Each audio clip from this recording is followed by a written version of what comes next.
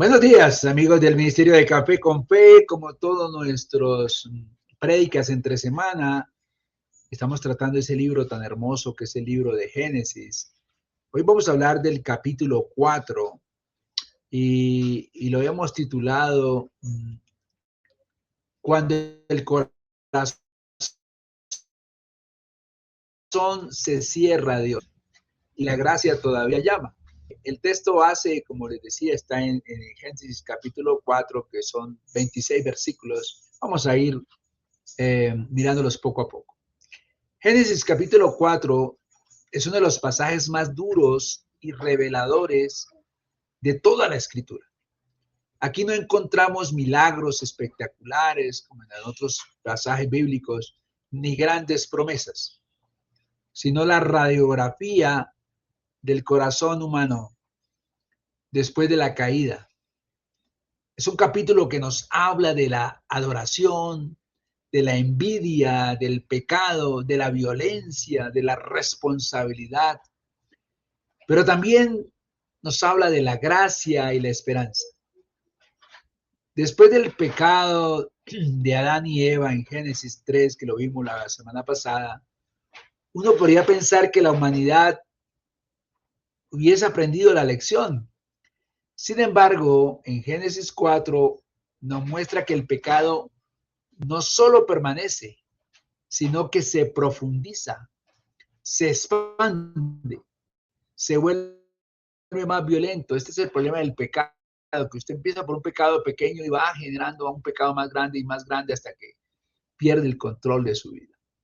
No obstante, aún en medio de esa oscuridad, Dios sigue hablando, advirtiendo, buscando y perseverando una línea de fe. Este capítulo nos confronta con una pregunta fundamental. ¿Qué hacemos cuando Dios nos corrige? ¿Nos humillamos como hijos o endurecemos el corazón como Caín? Eso es lo que vamos a ver hoy, que es lo más importante de este capítulo. Entonces, lo primero que nos habla es el nacimiento de dos hermanos que a la vez son dos caminos diferentes. Eso lo podemos en el versículo 1 al 2. Dice, el texto inicia diciendo que Adán conoció a Eva, su mujer, y ella dio a luz a Caín, diciendo, por voluntad de Jehová he adquirido varón. Y luego nació Abel. Ambos nacen en el mismo hogar, de los mismos padres, con la misma historia y el mismo Dios.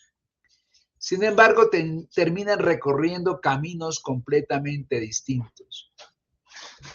Esto nos enseña que la fe no se hereda automáticamente. De un mismo padre pueden salir hijos, uno espiritual y otro no. Tener padres creyentes no garantiza un corazón rendido a Dios. Hermanos, cada persona responde de manera individual al llamado divino. Caín era un labrador de tierra, fue labrador de la tierra. Y Abel era pastor de ovejas. Ambas ocupaciones eran dignas y son dignas. Ambas eran necesarias. Dios no desprecia el trabajo honesto. El problema nunca fue la profesión, sino la disposición del corazón. Segundo, vamos a ver las dos ofrendas. Un Dios que examina el corazón. Vamos, versículos 3 al 5 dice que ambos hermanos traen la ofrenda a Dios. Esto es clave. Caín también adoraba.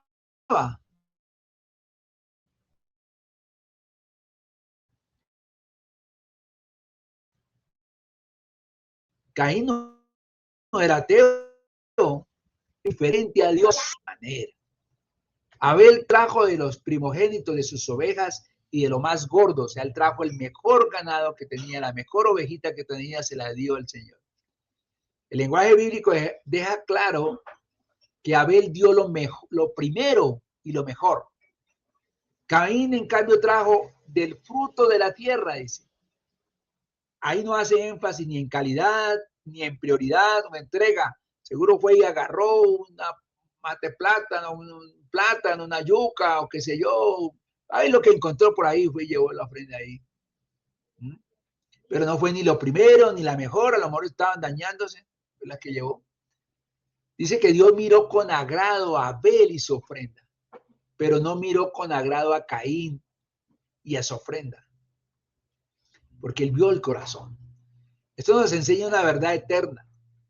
Dios no solo mira lo que damos, hermanos, sino cómo y dónde lo damos. La oración no es un acto externo, es una expresión del corazón. Podemos dar ofrendas, cantar, asistir a la iglesia y aún así no agradar a Dios si el corazón está lleno de orgullo, de autosuficiencia o indiferencia. Hay iglesias que dicen, no, usted lleva el diezmo, que usted va bien en las cosas de Dios. Usted puede estar llevando el diezmo y usted estar lejos de Dios, no comprometido con Dios. Eso no indica nada. Tercero, el enojo de Caín y la primera advertencia divina.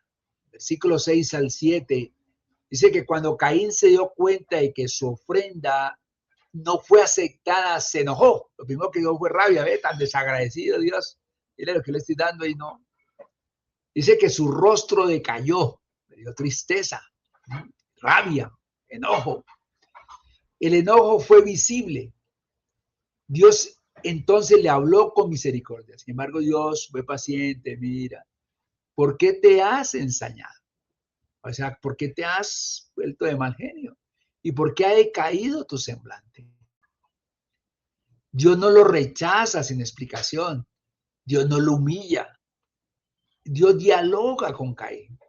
Le ofrece una oportunidad de corrección antes del desastre. Y luego Dios dice una de las frases más profundas de la Biblia. Dice, si bien hicieres, no serás enaltecido. Y si no hicieres el bien, el pecado está a la puerta. Con todo esto, a ti será su deseo y tú te enseñorearás de él. Aquí os revela cómo opera el pecado. Primero, el pecado acecha. Ahí está el acecho. Donde usted le dé la oportunidad, ahí va a llegar el pecado. El pecado desea dominarnos completamente. Y el pecado espera permiso. Si usted le da oportunidad, el pecado va a entrar en tu vida. Pero también Dios revela algo esperanzador. El ser humano puede decidir. Caín aún podía elegir obedecer, arrepentirse y cambiar.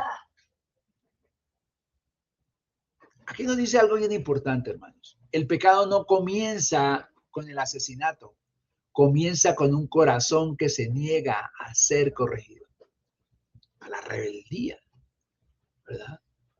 A no aceptar ser corregido. Cuarto, el pecado cruza la puerta. Caín mata a Abel. Versículo 8 dice que Caín ignoró la advertencia divina. En lugar de corregir su corazón, dejó que el enojo creciera.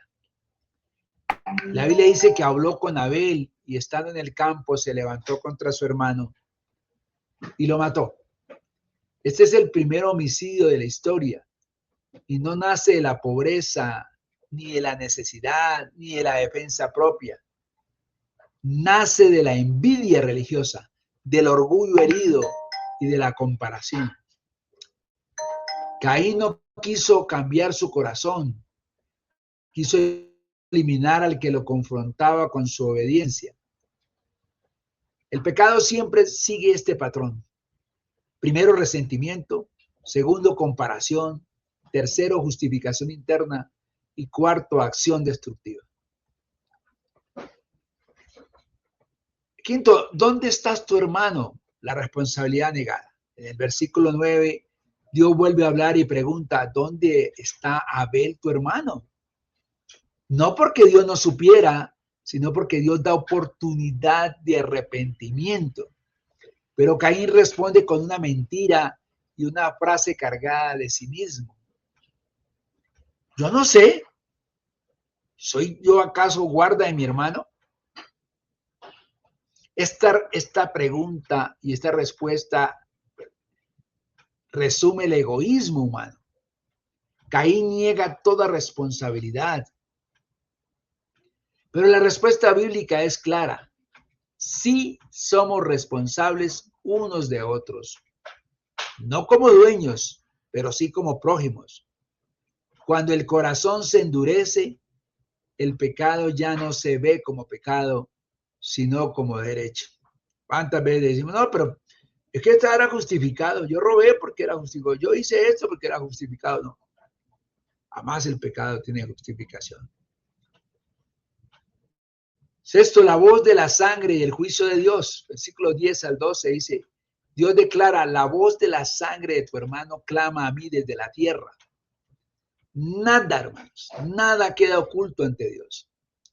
La injusticia puede callarse en la tierra, pero clama en el cielo. Dios juzga a Caín. Dice, la tierra ya no producirá para él y será errante y extranjero. Eso nos da una implicación muy profunda, hermanos.